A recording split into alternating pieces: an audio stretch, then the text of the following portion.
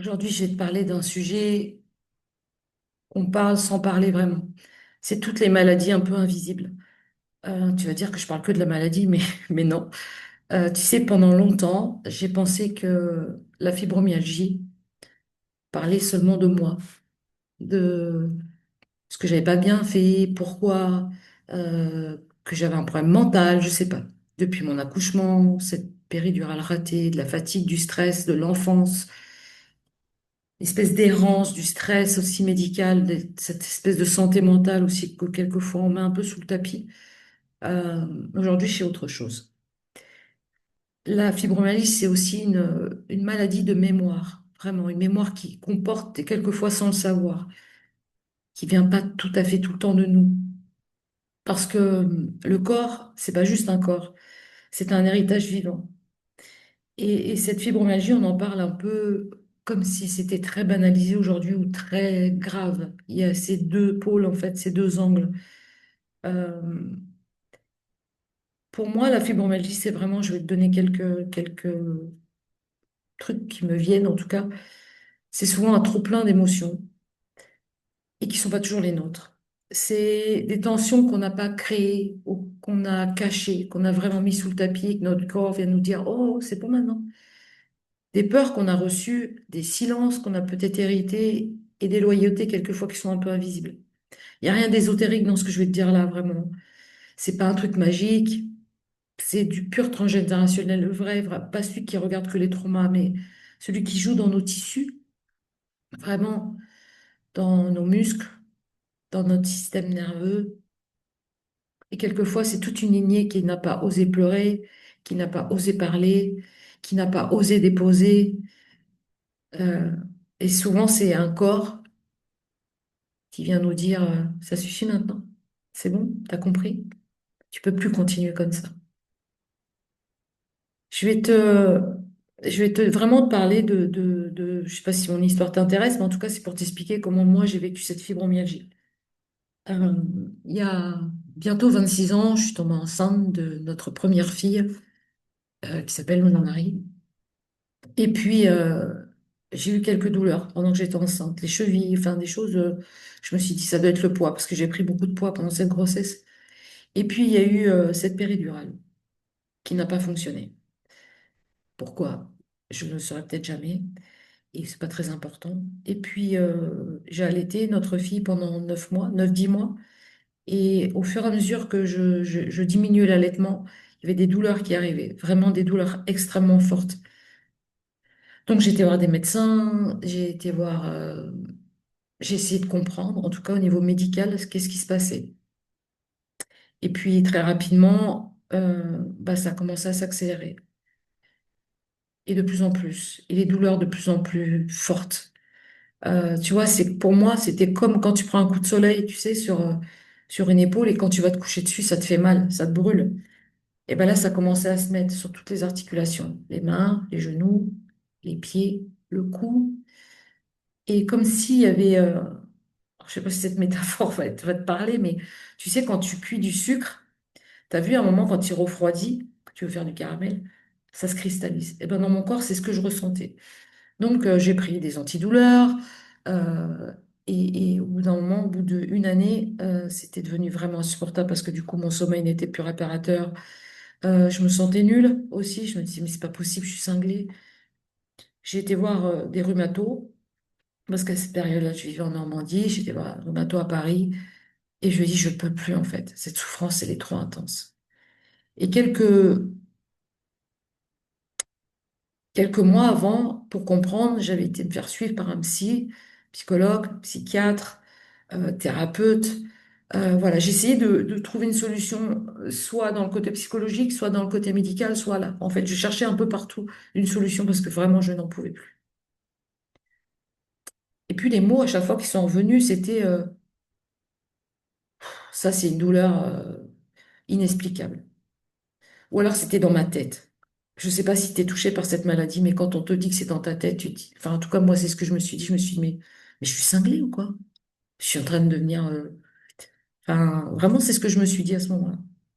Et puis, ils m'ont mis sous antidépresseur parce que c'était mieux, parce que comme c'était une douleur dans la tête, l'antidépresseur allait pouvoir calmer cette douleur. Ok, il a un peu atténué cette douleur, plus des comprimés pour aller se coucher, pour dormir en fait. Et du coup, ça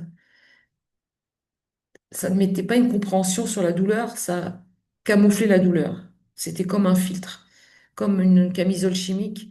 Et quand je me réveillais le matin, j'avais la bouche pâteuse, je me sentais fatiguée, malade. Enfin, je me sentais vraiment pas en forme. Et puis ça s'est accéléré dans le temps. Ça veut dire que je ne pouvais plus sortir ma petite fille du bain. Elle avait 2 3 ans à l'époque. Je pouvais pas faire de vélo avec elle, je pouvais pas aller marcher au bord de la plage. Je pouvais pas porter les packs d'eau, je pouvais plus porter les courses. Ou alors je le faisais, mais je souffrais terriblement. Il y avait une espèce de force en moi qui disait, allez, c'est bon, ça va passer, ça va passer.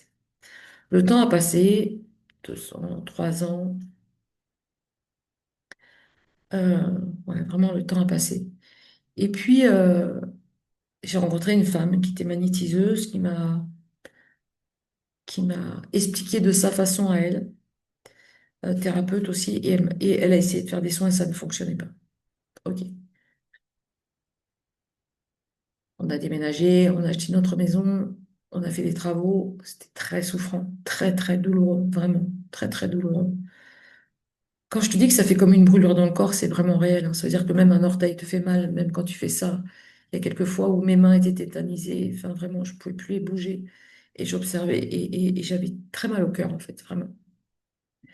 Et à l'extérieur, les gens, quand tu n'as pas vécu cette maladie, comme c'est une maladie un peu invisible finalement, tant qu'on ne le dit pas, tant qu'on ne le vit pas, et même si on le dit, tant qu'on ne l'a pas ressenti, c'est difficile à comprendre. Et physiquement, on a l'air en pleine forme.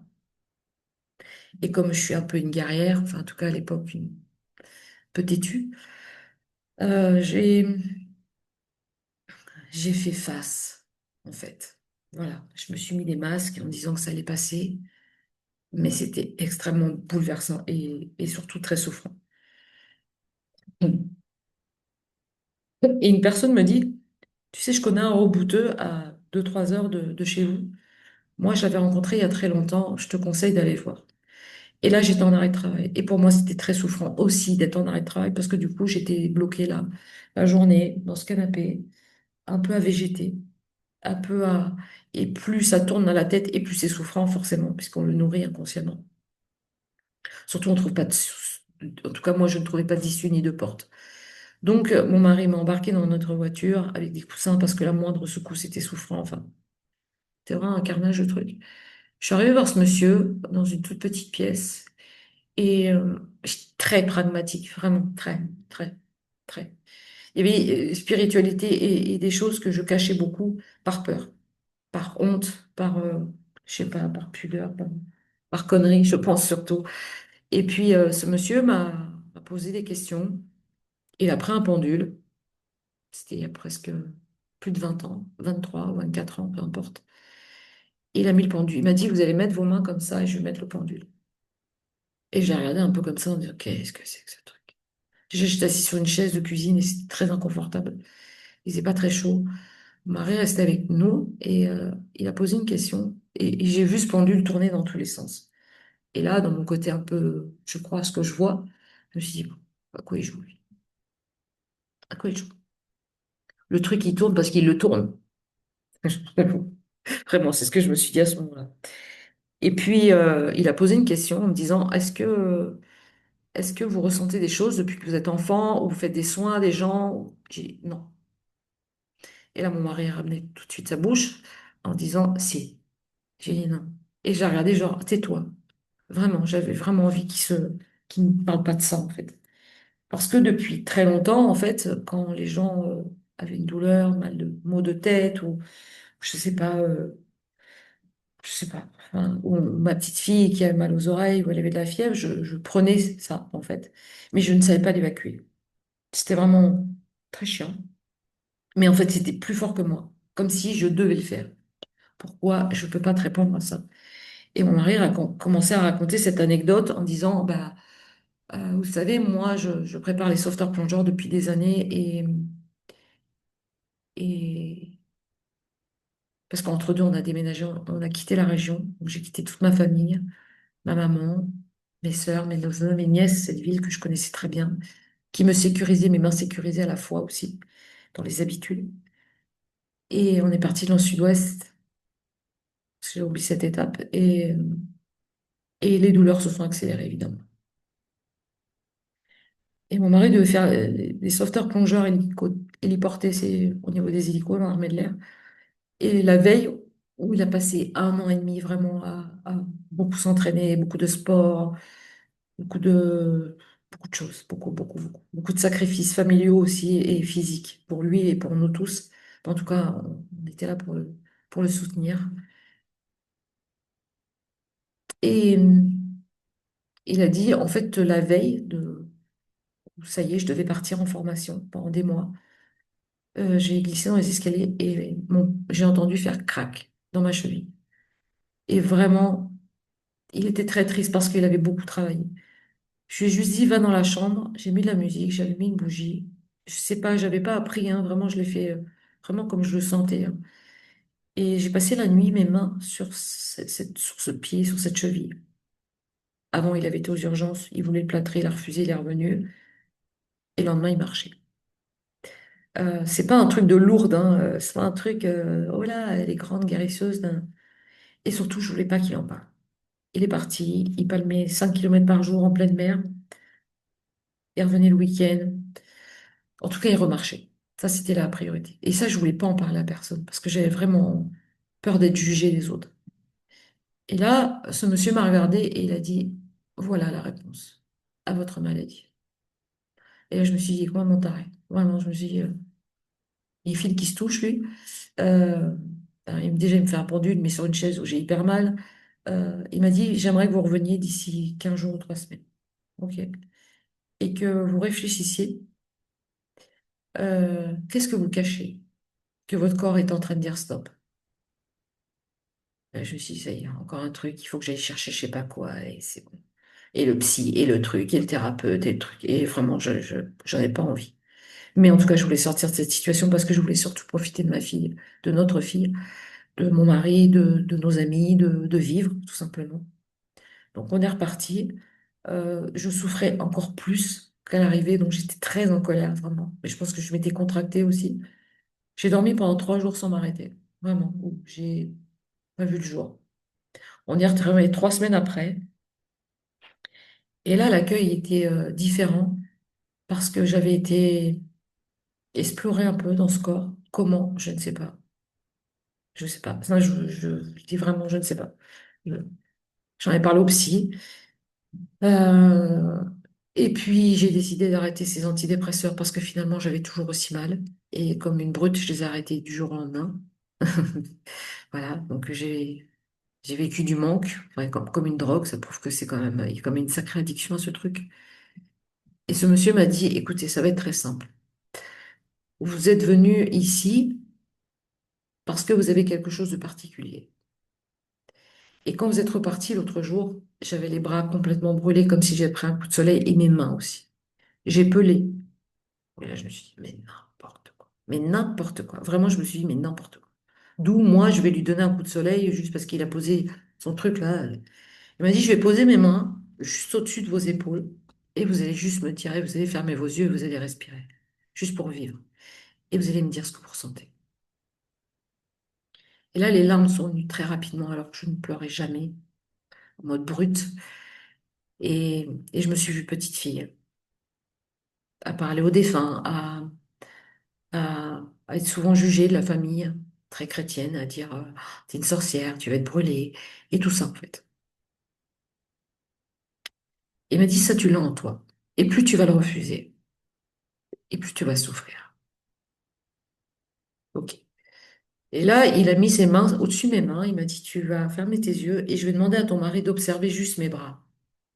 Mon mari est quelqu'un de très pragmatique, hein, vraiment. Ouais. Il a besoin de preuves. Il a juste posé ses mains au-dessus de moi et ses mains sont. Alors moi, j'avais les yeux fermés, hein, mais. Et il a commencé à avoir les mains rouges et les bras rouges. Et hop, il a enlevé. Il a remis le pendule qui est retourné dans tous les sens. Il m'a dit, voilà la solution. Vous allez aller poser vos mains dans la terre. Voilà, ok. J'adorais jardiner, mais c'est pas très confortable, en tout cas quand on est bloqué partout dans le corps. Et vous allez apprendre. Apprendre à aider les autres en vous protégeant aussi. Et arrêter de penser que tout est gratuit. Nous, les roboteux, on en a fait, on l'a- en tout cas, ils en ont payé le prix très cher parce que c'était un don et du coup, ça devait être gratuit ou un poulet, je sais pas, des trucs. Et je me suis dit, ok, ok. Et il m'a dit, vous allez avoir plein de choses qui vont remonter, plein de choses. Et pour lui, il y avait un départ dans un autre pays. C'était pas du tout prévu. On est construit notre maison, enfin, absolument pas prévu. Et pendant des mois, j'ai mis ma main dans la terre. J'ai planté des plantes dans ce jardin. On était en train de créer avec un petit coussin. Voilà, j'ai pris du temps en tout cas. Les douleurs étaient toujours là, mais parce que il y avait ma tête aussi qui bloquait en disant qu'est-ce que c'est que ce truc? Et il y avait beaucoup de choses qui revenaient, des images du passé dès que j'allais me coucher, des images d'enfants. Où il y a une image de ma maman. Je sais pas si ça te parle, hein, j'ai l'impression de raconter ma vie là, mais l'image de ma maman qui s'était brûlée une fois tout là. Moi, j'étais très petite et elle s'était endormie dans le canapé. J'avais juste posé mes mains et j'avais eu les mains très rouges et j'avais juste dit à ma maman, ce qui serait bien, c'est que tu ailles à l'hôpital parce que je pense que tu es en train de t'infecter tout l'os. Je m'étais fait beaucoup engueuler et elle m'avait dit, c'est toi qui m'as amené ça avec ton truc de sorcellerie là. J'avais dit OK. Et ce jour-là, je m'étais promis que plus jamais je toucherais les gens, plus jamais j'en parlerai, plus jamais je ne dirai rien, en fait. Donc cette fibromyalgie, elle est venue aussi de l'énergie, en fait, que je bloquais en moi et qui venait se cristalliser dans mes articulations. J'ai appris à manger différemment aussi parce qu'il y avait des aliments qui activaient ça. J'ai appris à m'entourer de gens différemment aussi. J'ai appris à me connaître. J'ai appris à me scanner. Tout ça seul, très souvent. Et mais ça m'a mis un temps fou, en fait. C'est pour ça que je fais cette vidéo aujourd'hui pour te dire, écoute, Euh, tu sais, des fois, je rêvais même d'avoir un fauteuil roulant tellement j'en pouvais plus. Ou d'avoir une canne pour pouvoir au moins juste sortir, sentir le vent dans les cheveux, juste voir ma fille rigoler, faire de la balançoire, vraiment. Enfin. Et puis le temps a passé, on a été muté je suis tombée enceinte de notre deuxième petite fille. On a été muté à Djibouti. Et vraiment, j'ai rencontré des gens formidables. Je me suis formée dans tout ce qui était énergie quantique, médecine. Les dimensions aussi, dans tout ce qui était vibratoire. Et puis j'ai fait du bénévolat dans un dispensaire à Djibouti. J'ai pris soin de mon corps. J'ai accouché de notre deuxième fille, qui a été très violent parce que cette péridurale n'a toujours pas marché. Comme si mon corps refusait ce produit. Je ne sais pas pourquoi. Euh, les médecins qui m'ont accouché m'ont sorti cette petite fille à coups de poing, donc ils m'ont abîmée. J'ai dû être évacuée après, quelques mois après. Ça, c'est une autre histoire. Et puis le temps a passé, on est rentré de Djibouti. Pendant ces mois à Djibouti, euh, tout doucement, ces douleurs se sont atténuées par la nourriture, par le changement de lieu, par mon entourage, par par l'exploration aussi que j'ai pu faire vis-à-vis de moi et face à moi. Et vraiment, j'étais là. Et de temps en temps, il y avait quelques cristallisations qui revenaient du corps, mais rien par rapport à ce que je vivais. Il n'y avait plus de médicaments, il n'y avait plus rien. Surtout, je me suis entourée que de gens que j'aimais profondément à Djibouti. J'ai fait plein de d'accompagner des gens, d'aller dans des restos, refaire la déco, parce que j'adore ça, parce que ma vision s'était ouverte, en fait, du monde et de moi. On est rentré. J'ai eu ce double cancer. Tu as vu la vidéo peut-être ou pas, peu importe. Et puis, j'en ai fait mon métier, en fait, en tant que thérapeute, après en tant que coach, aujourd'hui en tant que mentor transgénérationnel parce que j'avais besoin de comprendre depuis une vingtaine d'années d'où ça venait avant de le transmettre aux autres. Parce que c'est pas une lubie d'accompagner les autres. Il faut d'abord se connaître soi. En tout cas, c'est comme ça que moi, je pense que c'est le mieux. Et chaque brûlure intérieure, chaque corps, chaque ancienne brûlure venait aussi de mes grands-mères, de ma maman, d'un côté comme de l'autre, euh, comme un ancien combat en fait. Et dans chaque fatigue et dans chaque lutte, qui sont nés dans nos vies, vraiment, dans nos lignées. La fibromagie, c'est comme un millefeuille de mémoire, en fait. Et tout ça, ce que tu mis sur tes épaules, ce qu'on t'a transmis, parce que souvent ça part aussi ça peut être lourd à porter, parce que plus on a mal, plus on serait, on est comme ça. Des choses qu'on a refusées très longtemps de nous-mêmes, en fait. Et du coup, notre système nerveux, il est complètement saturé. Il se sature, vraiment. Et souvent, notre cœur est trop chargé, parce qu'on l'a enveloppé par peur. Ça vient d'une blessure de dévalorisation que quelquefois on ne voit pas, qui vient de quand on est plus jeune. Le rôle qu'on a eu dans notre famille, quelle place on avait, le plus petit, le plus grand, celui du milieu, le corps qui dit stop, juste à un moment. Les brûlures, la raideur, les vertiges, la fatigue, les masques qu'on peut se mettre à ce moment-là. Et cette partie de transgénérationnel, finalement, dans cette maladie, cette chaleur, le manque de clarté, l'humain, le manque de simplicité qu'on peut y mettre, en tout cas, et de profondeur. Quelquefois, on a un jeu un peu de rôle de on est celui qui rigole de tout et qui dit que ça va passer, et finalement, on a très très mal. C'est vraiment de se positionner là et se dire, OK. Et il y a quelques mois, euh, j'ai eu des douleurs qui sont revenues après plus d'une vingtaine d'années. Et je me suis dit, mais non, c'est pas ça qui revient quand même. Euh, j'ai, je fais des immersions en fait pour travers le monde. Et cette maladie est revenue, s'est réveillée en moi. Ça a duré depuis des mois. Aujourd'hui, elle est en train de s'effacer. Merci. Mais je ne l'ai pas vécu comme la première fois. Pas avec tous ces médicaments, pas avec tout ça, parce que j'avais déjà mon mode d'emploi à moi. Et c'est ce que je parlais avec une cliente il y a quelques jours.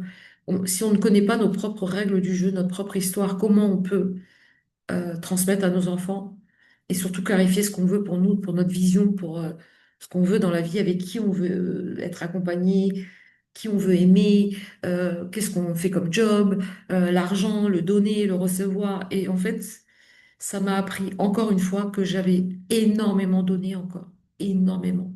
Et je m'étais cramée en fait, complètement cramée. Alors le corps a verrouillé, encore une fois, parce que j'avais fait beaucoup de soins, j'avais nettoyé un lieu qui était immensément grand et je m'étais protégée, mais les gens ne m'avaient pas respectée et je ne m'étais pas fait payer assez pour ça, parce qu'il y a une valeur derrière. Et c'est pas que la valeur financière, c'est que l'amour et l'argent sont liés. Notre corps est lié. Notre corps, c'est notre véhicule. Si à un moment on met du gasoil alors qu'on doit mettre de l'essence, ou alors on met de l'essence alors que c'est du gasoil, notre corps, notre moteur, il crame en fait. C'est exactement ça. Donc c'est pour ça que je voulais faire cette vidéo pour parler à tous les gens qui sont touchés de cette maladie, que c'est pas pour toute la vie. Ça, c'est les médecins qui nous disent ça. Il y a, je sais qu'il y a aujourd'hui il y a des assos pour ça et de se mettre qu'avec des gens pour cette maladie, euh, je trouve pas ça très constructif, mais de fuir aussi ça, ce n'est pas constructif. C'est trouver l'équilibre entre notre corps, notre,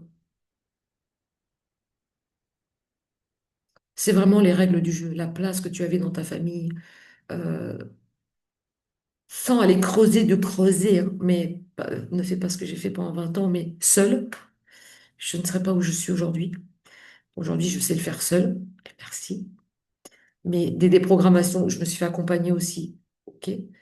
Mais c'est un job en fait, c'est vraiment un job d'apprendre à se protéger, d'apprendre à dire, d'apprendre à clarifier, d'apprendre à désapprendre aussi tout ce qu'on nous a appris et qui nous formate que dans la tête, parce que c'est comme ça que je l'ai vécu, moi. J'étais formatée dans ma tête. Et en fait, c'était la honte qui était mangée en moi et il fallait que je sois tout le temps gentille ou alors en colère ou passionnée ou... Et mon corps me l'a rappelé, là, il n'y a pas longtemps. Donc voilà, je voulais vous partager ça avec vous.